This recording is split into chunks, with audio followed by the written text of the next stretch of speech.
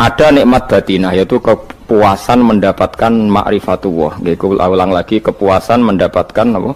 Ma'rifatullah. Itu nikmat batin. Baik yang terkait Allah maupun terkait logika-logika tasawuf. Terkait Allah misalnya gini, misalnya kula mikirnya. Kula nu bolak-balik matur niki, berkali-kali di tempat ngaji ini. Mugi-mugi jenengan eling, mboten gadah masalah ingatan ini eling-eling. Eling-eling tenan. Wong nak soleh, ya soleh, soleh.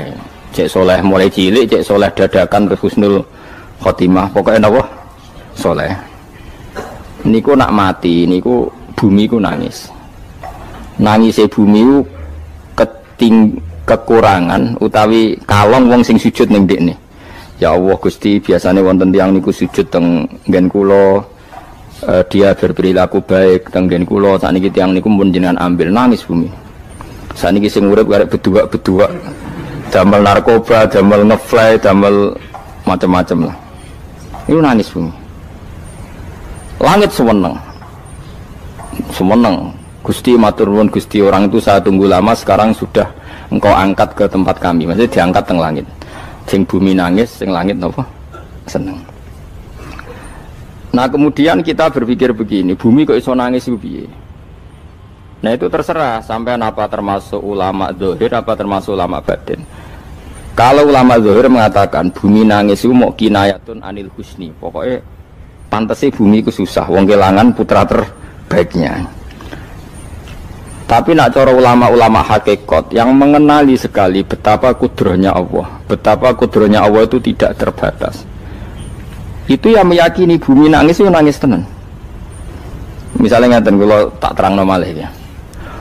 Kowe bayangno dadi Nabi Adam, ngrungokno kowe. Kowe bayangno dadi Nabi Adam. Nabi Adam tenan maksudnya. Terus Nabi Adam orang pertama dia tahu betul kalau dia dicipta dari bumi. Dan dia pula tahu betul, beliau tahu kalau dia bisa ngomong, bisa mikir, bisa macam-macam. Terus indukannya beliau itu bumi. Mesti pikiran Nabi Adam, jangan-jangan bumi ini juga bisa berpikir kayak saya. Ini kan materi saya, karena saya dari bumi ini bisa ngomong, bisa melihat macam-macam. Terus bedanya apa manusa mbek napa? Umpama kowe dadi nabi napa? Adam. Orang yang dekat sekali, qoribu ahdin, dekat sekali dengan kesaksian kudroh Allah. Gini ku dekne roh nak materine kok bumi, dan dia orang pertama yang urung lali kamane. Tapi ketika sudah ribuan orang, mungkin jutaan orang lali, seakan-akan bumi itu tidak jenis dari kita. Bumi adalah hal yang berbeda dengan kita. Kita manusia berakal, bumi itu benda mati. Terus kowe katut wong goblok-goblok, bumi itu benda mati. Sajane ya rada kriminal wong Islam muni bumi itu benda mati. Enggak bisa berpikir, yang bisa berpikir hanya manusia. Itu kengawuran-kengawuran yang kita ciptakan sendiri, kita wariskan turun-temurun. Umpama kowe iku dadi ulama, ngomong ngono iku isin. Bumi nggak nyekseni kue sujud, banyu nyekseni mbok pangan, mbok ombe kanggo sujud. Semua itu bersaksi tentang kita. Karena sama tangklet kulo, cara melogika gimana? Begini, tak wari cara gampang-gampangan ya. Tawarai tauhid sing kasyaf. Tauhid ini yang dawe Sayyidina Ali lau kusifal khoto umastatu yakinan. Umpama somben tutup-tutup iku dibuka, akulah imanku ora tambah mbek pangeran. Karena tren dunia dan akhirat sama. Zaman yang dunia ya Allah ala kulli saing godin, kok zaman yang akhirat ya Allah ala kulli saing. Cara Sayyidina Ali, somben aku matilah imanku ora tambah meskipun aku ora swarga neraka. Lah kena napa? Darah padha wae, ning dunia ya pertunjukan kudratullah, ning akhirat ya pertunjukan kudratullah. Jadi pikirannya Sayyidina Ali seperti itu. Saya kan lahir misalnya tahun 1970. Berarti mulai Nabi Adam itu saya kan enggak ada. Ngerti-ngerti ada. Saya mengira waktu zaman tidak ada itu panjang apa cepat? Cepat, karena kita tidak melalui itu, ujuk-ujuk wujud. Kadang aku mati ya wedi kan. Mau mati jebule kiamat 1 juta tahun kasih opo nang kuburan. Masuk di Khalillah ya. Makanya aku ya ora roh, tak tinggal turu sakmono kan yo nglilir. Nang nglilir terus nang ndi terus.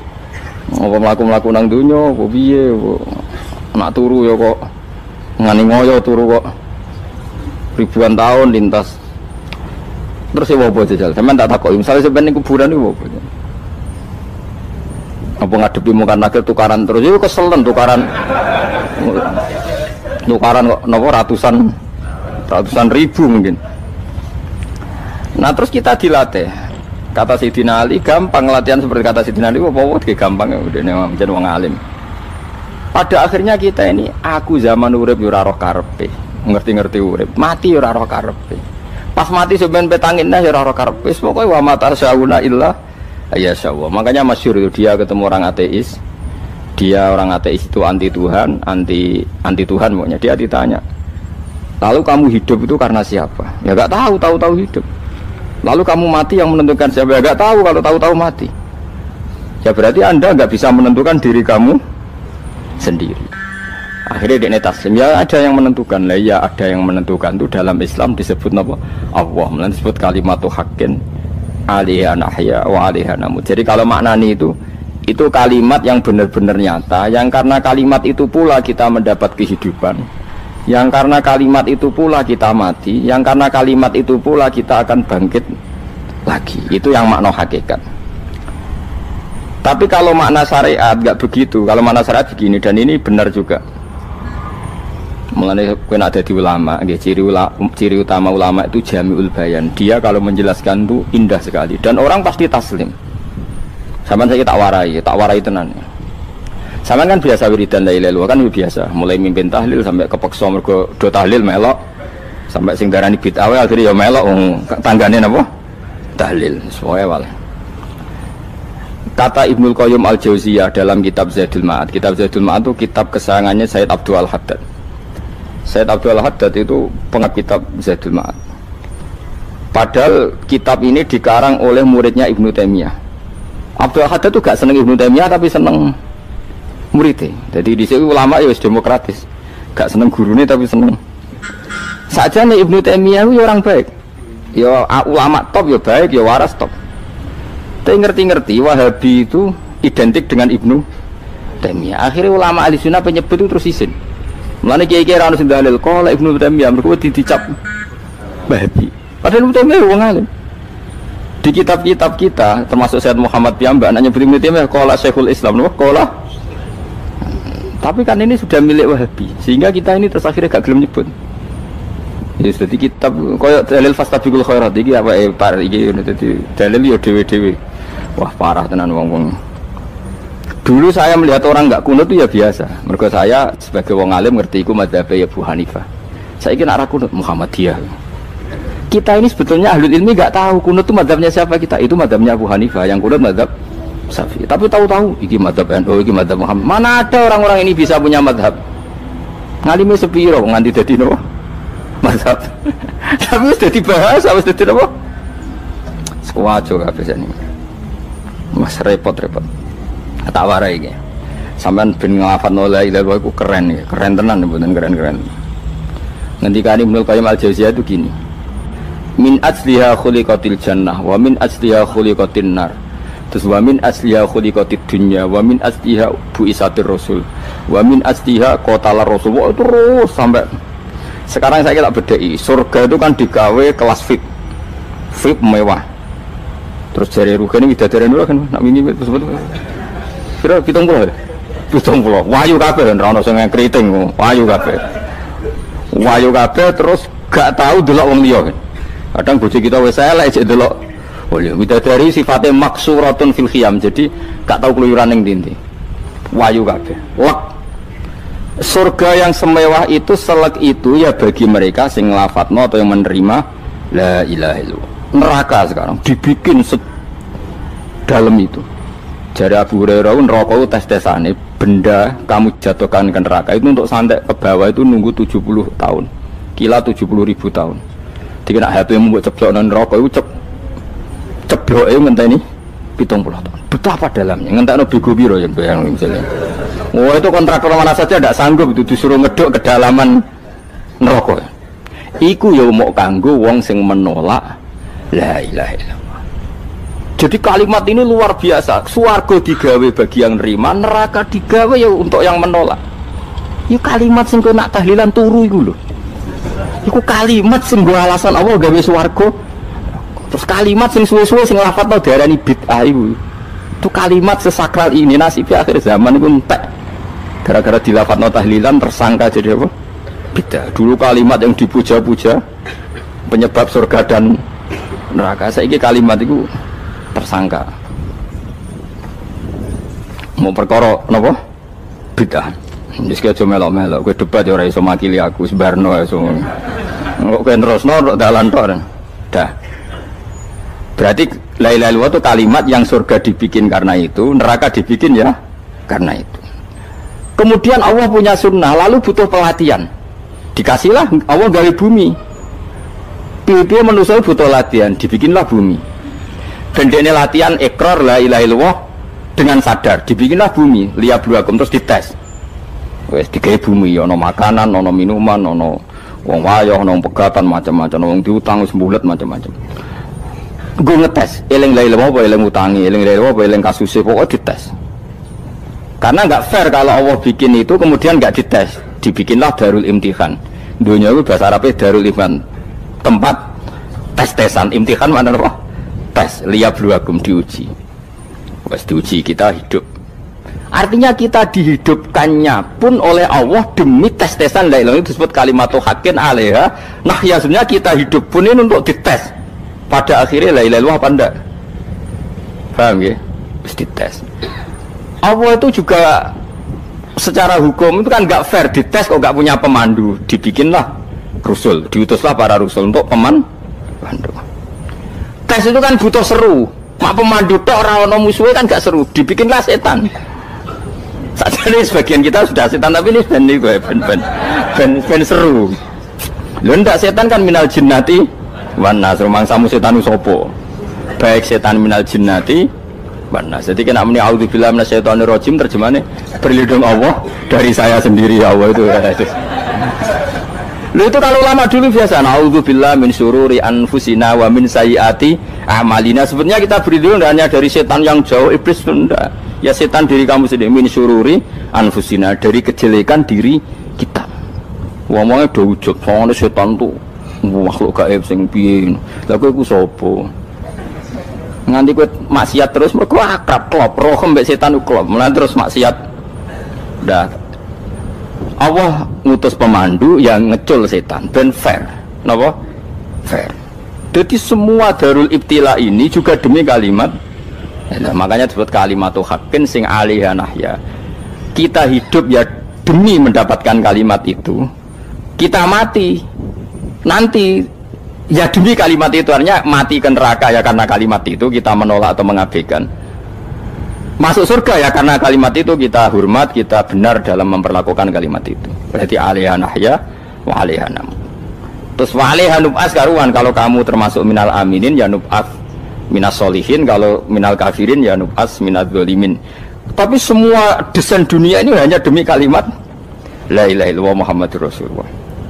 Nah ini kan penting. Bagaimana mungkin kemudian kalimat sesakral ini, sehebat ini, kemudian ada orang tahlil kamu tidur? Kok iso? Kalau janggal kok iso wong turu? Misalnya kayak mangkel, kalau mangkel sing mimpin Gus, wira barbar. Bagaimana mungkin kalimat yang menyelamatkan Anda kemudian Anda anggap problem? Elek gak?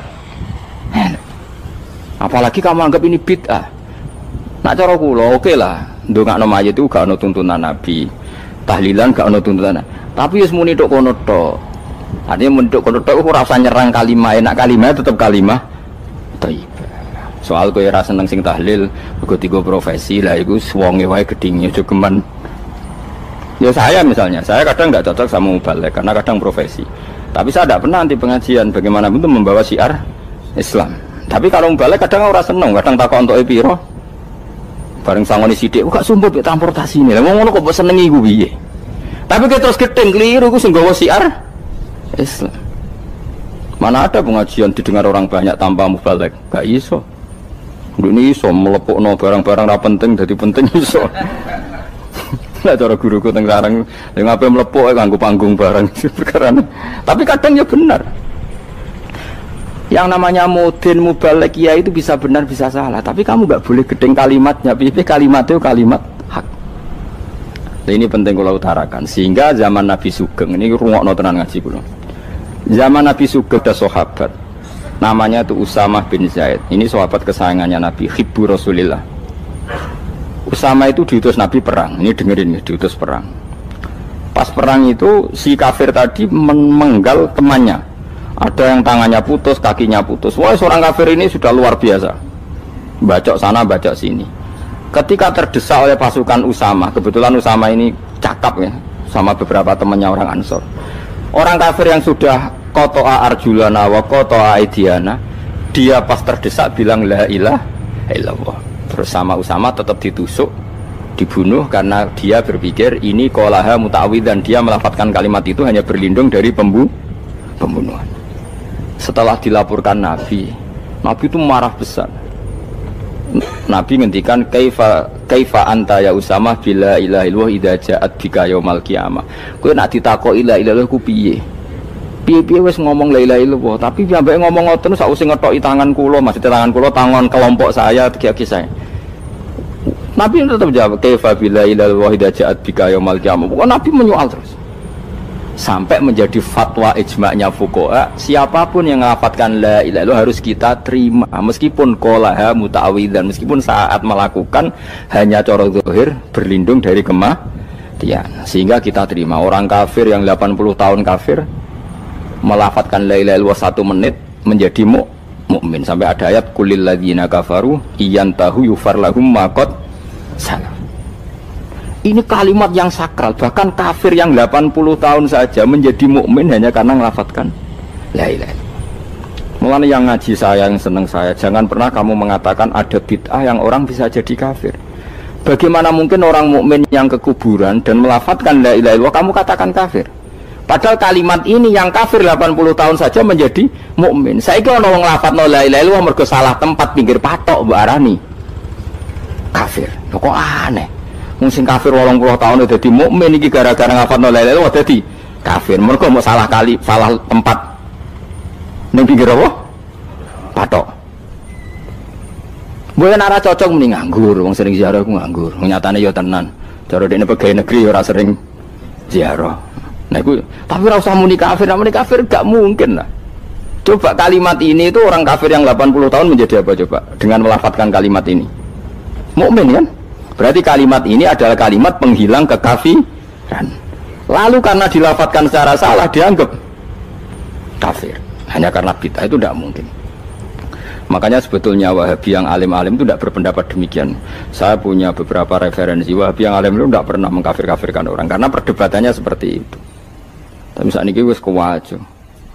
Sebenarnya kalau orang alim itu ya mirip-mirip, entah Wahabi entah tidak mirip-mirip. Karena kalimat tadi. Wahabi itu kitab terbesarnya itu Ibnu Taimiyah. Ibnu Taimiyah itu punya murid Ibnu Qayyim Al-Jauziyah. Itu sampai sekarang saya lihat di fatwanya Ibnu Taimiyah itu begitu hormat sama orang-orang kita ini sama. Tapi tahu-tahu lewat penyaduran sana sini terus menjadi kacau. Jadi kalau balik ini malah sampai anak kepengen dua nikmat batinah seperti tadi yang saya utarakan. Swarga dicipta sedemikian mewah ya demi yang menerima la ilaha illallah. Terus neraka dibikin se ekstrim itu juga bagi yang nolak. Kemudian dibikin daru pelatihan yaitu dunia ya karena kalimat berarti kalimat itu luar biasa. Wa biha qamatis samawati wal ardu. Kalimat ini pulang menjadikan langit bumi berdiri. Bon. Lalu sekarang kita bisa ngomong, bisa berpikir, bisa ngadekno BPKB macam-macam. Itu karena kita sendiri apa karena kudratullah? Saya tanya. Karena kudratullah. Kalau karena kudratullah, apa susahnya Allah bikin kemampuan tanah ini nangis, tanah ini susah. Wong podo-podo kowe iso nangis, iso mikir ya mergo kudratullah, ndak karena kamu. Harusnya ya sama, bumi-bumi ini bisa menangis juga karena kudratullah. Makanya bumi ini menangis ketika enggak ada orang yang sujud. Iku ya mungkin. Wong zaman kowe iso nangis ya krana kudratullah, mestine bumi yang kamu katakan benda mati, hakikatnya dengan kudratullah juga sama dengan kita.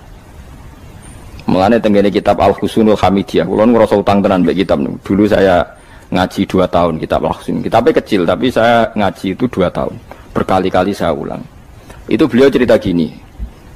Dia yang ngarang itu orang alim, kebetulan dia orang India. Memang kelebihannya kitab dikarang orang Arab itu luweh bulet. Wong Arab kan semuanya Islam, karangannya itu standar. Ini dikarang orang India. Di Tonggo Blodor, di masjidnya, dikarang ulama yang masyarakatnya itu ndak karu-karuan. Beliau cerita itu gini, manusia itu punya satu kebodohan, di mana kebodohan itu disebabkan oleh robtul asbab al-adiyah, mengkaitkan sebab sing biasa-biasa. Misalnya gini, sama saya kita omongi, misalnya ada orang bilang gini, batu ini nanti itu menjadi ayam. Orang bilang mukhal apa enggak? Enggak, jawab saja. Mukhal. Kenapa bilang mukhal? Karena dikira enggak bisa kan? Enggak, jawab saja. Jawab satu-satu. Batu ini menjadi ayam. Kamu jawab mukhal. Alasannya apa? Alasannya tidak mungkin terjadi, apa kamu tidak bisa? Sebetulnya karena kamu tidak bisa. Udah. Lau ukhbiro dzakar rajul. Andai kan orang itu kamu kasih tahu, klungsu ini biji asem itu, biji pohon asem itu. Nanti yang kecil ini suatu saat besar. Setelah besar buahnya banyak, tambah besar, tambah besar. Terus orang bilang mungkin. Ketika bilang mungkin itu karena dia bisa, apa hanya karena menyaksikan berkali-kali ada kejadian nak klungsu ditandur, iku iso dadi gede. Coba sama jawab. Karena dia bisa, apa karena hanya menyaksikan itu sering terjadi? Hanya menyaksikan. Artinya zaman dia mengatakan mungkin, itu pun tidak memberi kontribusi ikut buat. Iya enggak? Tetap bergantung kudrahnya Allah. Dia hanya bilang mungkin karena sering melihat. Sebenarnya dia enggak sama sekali memberi kontribusi. Lah ya darani mungkin ya ora urun. Paham ya? Lalu kenapa dia kecangkeman terus muni wong wis mati dadi lemah gak mungkin dadi manusa meneh. Lho zaman dadi manusa sing wis ngene iki kok mani dene lara melok gawe. Terus muni mungkin mergo sering terjadi, sering roh, sering bersaksi. Berarti sebetulnya manusia itu pakai ukuran dia mampu tidak mampu apa pakai ukuran bersaksi melihat? Bersaksi. Nah ini kan problem kita sebagai manusia itu problem. Makanya disebut wa kanal insanu zaluman jahula, wis goblok aja-aja. Mergo manusia itu nak wis goblok aja-aja. Makanya saya kemarin diminta ngisi di pondok kajen. Kalau sampeyan berdebat sama orang ateis atau orang komunis itu gampang saja. Dilatih begini seperti teorinya Quran. Ya nanti saya teruskan, ini tak ulang lagi ya. Saya ulang lagi ya. Andai kan nggak pernah terjadi telur itu jadi ayam, nggak pernah terjadi sama sekali. Telur itu jadi ayam. Terus kamu mengasih tahu orang tadi, telur ini loh nanti jadi hewan yang hidup terus terbang. Mesti dia bilang mukhal, mau benda mati kok nanti jadi benda hidup yang terbang ngalor ngidul.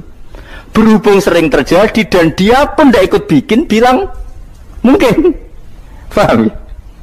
Saya ulang lagi ya. Berarti dia bilang mungkin karena sering apa? Terjadi dan dia lihat. Andai kan pertama kali gak ada telur sama sekali yang jadi ayam, terus pengalaman pertama di dunia belum pernah terjadi. Kamu kasih tahu telur ini nanti jadi ayam terus terbang. Orang ini bilang mukhal enggak? Mukhal. Berhubung sering terjadi bilang enggak? Nah berarti kita nanti bangkit dari kubur gampang saja bagi Allah. Cuma belum pernah terjadi kamu mengatakan mukhal. Nah makanya otak kita harus dibenahi. Makanya jogeman percaya ambek yang pernah kita lihat, yang sering kita lihat. Percayalah dengan akal, tapi akal waras tuh ya. Karena waras itu serepot tatanannya wangil. Makanya Islam tuh melatih. Kul falillahil hujjatul balighah. Misalnya begini ya, dulu kalau Gerwani atau PKI atau siapa sajalah, itu kalau melatih anak-anak TK, makanya seorang ulama harus punya kecakapan penjelasan ibanatul ahkam. Itu anak-anak kecil dilatih. Anak-anak kamu terpejam, mintalah manisan sama Allah. Ya Allah saya minta manisan, saya minta permen. Terus disuruh buka, dapat enggak anak-anak? Enggak dapat Bu. Wah berarti Allah enggak ada. Sekarang minta sama Bu Guru. Bu Guru kami minta permen dikasih. Berarti yang ada Bu Guru bukan Tuhan gitu. Akhirnya jadi gerakan ateisme. Nah sebetulnya untuk melawan gerakan itu kita harus melatih begini misalnya gini. Saya itu pernah ketemu sama orang yang berpikiran komunis. Oh komunis juga. Dia nantang saya gini, Pak, pokoknya saya tidak bisa nerima konsep Tuhan sebelum Anda bisa menjelaskan kenapa ada Tuhan. Jadi, bocah kok elek ini. Nah, aku ngerti aja, sak cerdas ini tetap cerdas aku yakin tetap cerdas aku.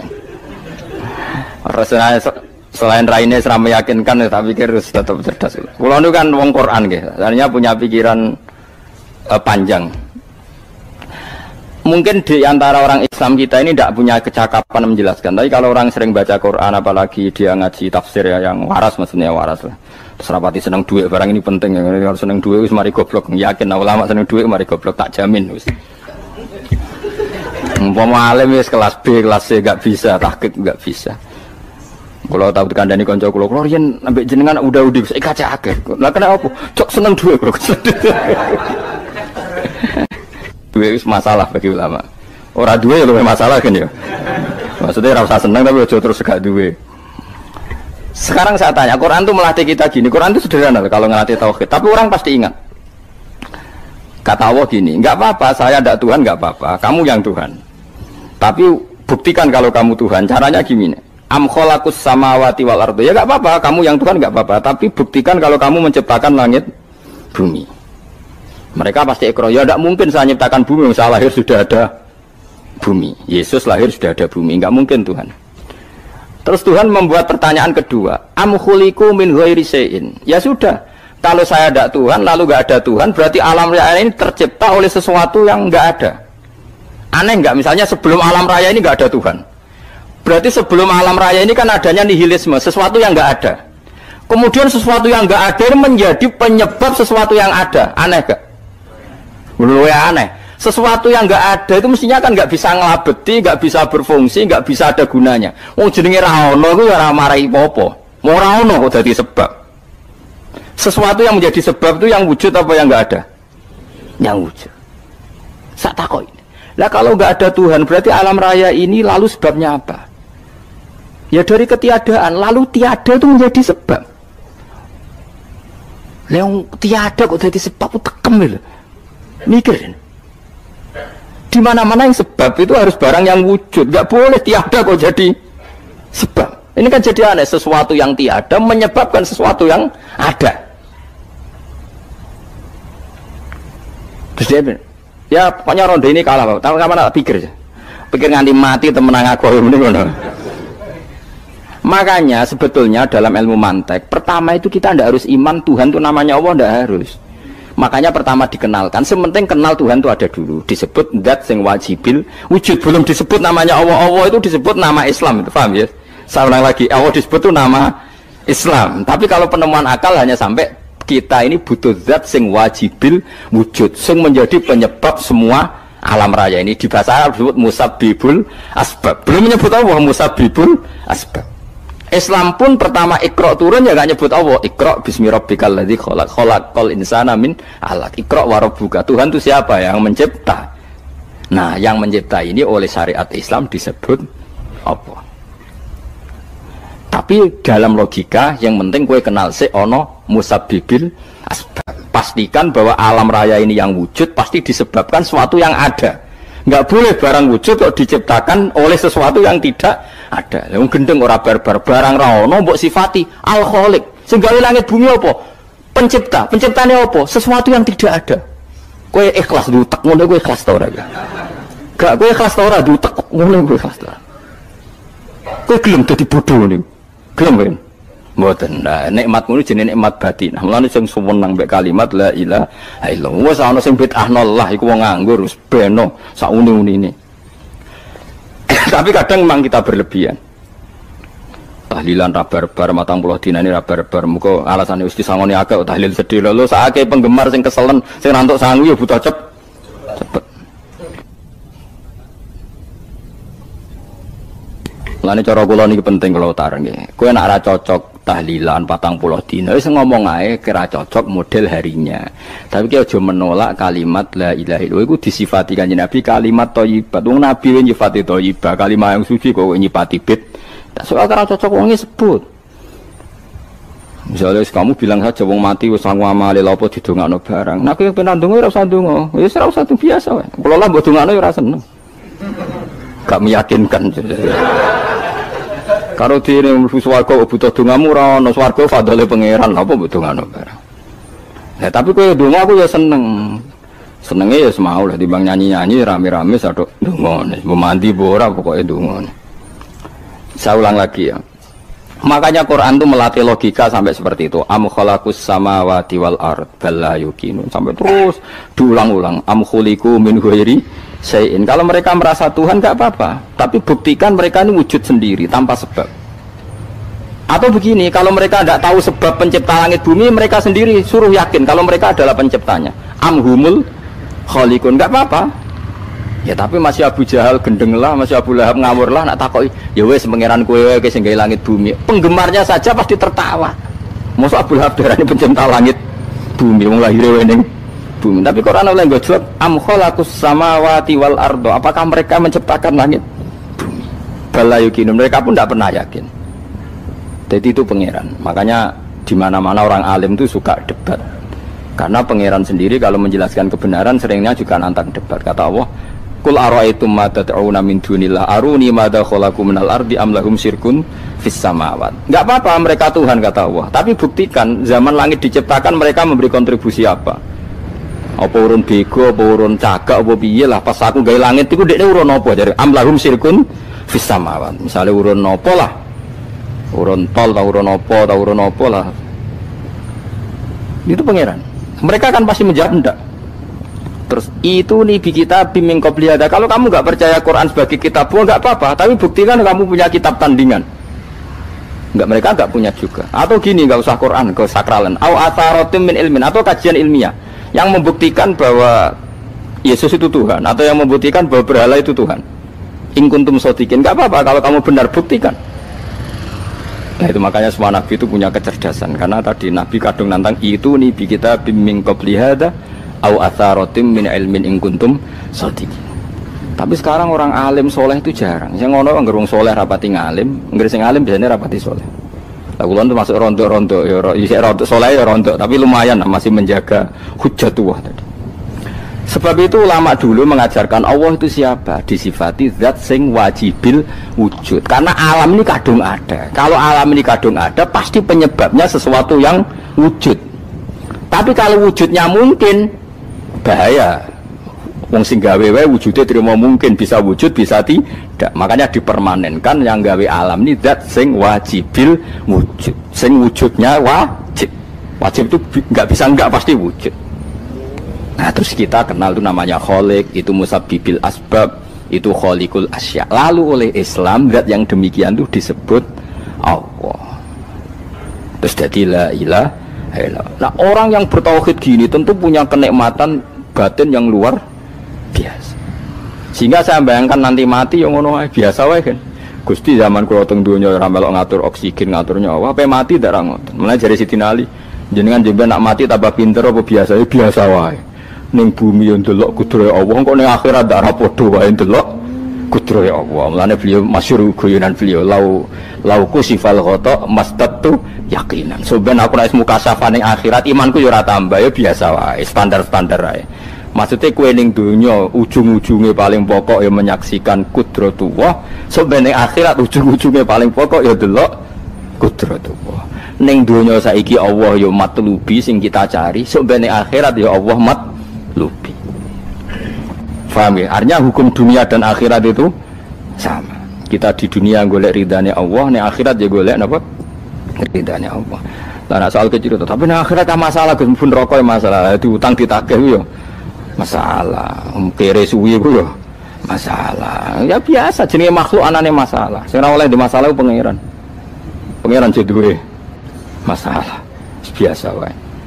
Lah makanya kula suwun nggih aja geman gedeng